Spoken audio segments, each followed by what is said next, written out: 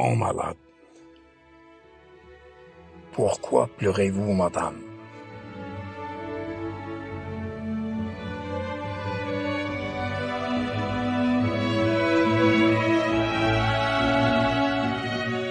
Cette situation des visiteurs perdus et désorientés était fréquente pendant toutes mes hospitalisations, midi et soir. Elle était due à l'analphabétisme prépondérant dans notre pays et à l'absence d'un bureau d'accueil pour orienter les visiteurs. Les titres des services, avec les noms des chefs de service et de chaque spécialité, étaient bien écrits en gros caractères, ainsi que les pavillons numérisés par alphabet et les numéros des chambres. Malgré cela, beaucoup de visiteurs passaient des fois un temps fou à retrouver le patient recherché, ou encore ne pas le trouver du tout. Je me souviens une fois d'un camarade de chambre au service d'angiologie qui venait d'être hospitalisé et qui provenait d'une campagne pas très loin de la ville de Rabat. Et par sentiment de solidarité, à cause des liens de parenté ou de voisinage, un nombre considérable de visiteurs venaient le voir, dont la plupart étaient des paysannes pauvres, illettrées. À 13h30, la chambre était saturée, surchargée de femmes de tout âge. Elles avaient toutes vécu cette désorientation et cette perte dans les labyrinthes des couloirs des différents services, avant de retrouver mon compagnon de chambre.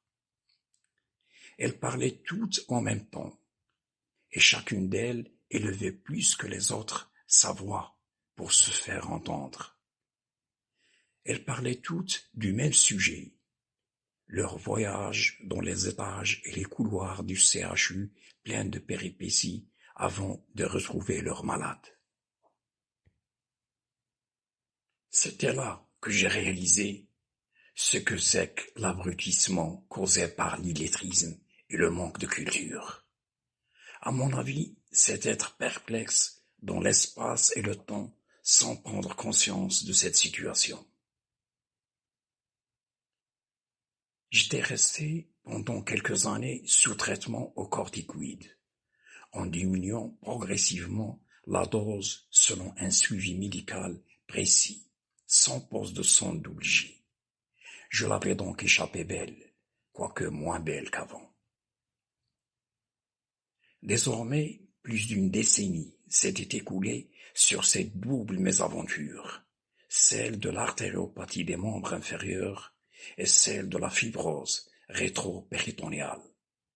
Mais leur film riche en scènes comiques et dramatiques qui avaient sculpté ma mémoire ingrate, enseveli au cœur de mon être sous forme de souvenirs mélancoliques qui continuent toujours à se dérouler en boucle dans mon subconscient et alimenter mon imagination sans borne.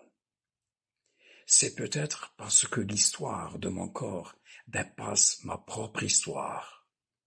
Je me voyais avec mes deux jambes et mes deux pieds à la fin du mois de mars 2002, où tout avait commencé. C'était des vacances scolaires au milieu d'un maigre printemps, imprégné de sécheresse chronique. Je me voyais assis dans mon fauteuil en train de fumer ma cigarette, en attendant le soulagement rapide des douleurs de mon lait, après avoir travaillé quelque temps à faire de l'ordre dans mon atelier d'artiste. Ces douleurs récurrentes après chaque activité physique commençaient à me taper sur les nerfs, surtout pendant la marche. Je n'arrivais plus à parcourir une certaine distance sans m'arrêter et prendre du repos pour quelques minutes à cause de cette espèce de crampe des mollets. Ma superficie de marche se réduisait de plus en plus et j'étais obligé de me déplacer à vélo pour aller au travail. C'était que je ne voulais pas croire au danger qui me guettait. Je refusais d'admettre ce que les médecins appellent une claudication intermittente, un symptôme caractéristique d'une artérite oblitérante des membres inférieurs. Je me disais, pourquoi moi? Mais à un certain temps, il me fallait regarder la réalité en face. C'était le début de mon voyage au bout de l'enfer. J'avais été ausculté par un premier cardiologue ici à Issoufia, qui m'avait confirmé ma maladie en ajoutant qu'il s'intéressait peu à la médecine des artères. L'Internet n'était pas si répandu qu'aujourd'hui, et ce n'était que par tâtonnement que j'ai été amené à faire un voyage à Marrakech pour une deuxième auscultation par un autre cardiologue. Ce dernier me confirma lui aussi que ses compétences en angiologie étaient limitées. La médecine vasculaire était une création récente. Néanmoins, il me prescrit un traitement en se basant sur les résultats d'un échodoppler qu'il m'avait demandé de faire par le seul angiologue privé de Marrakech à l'époque.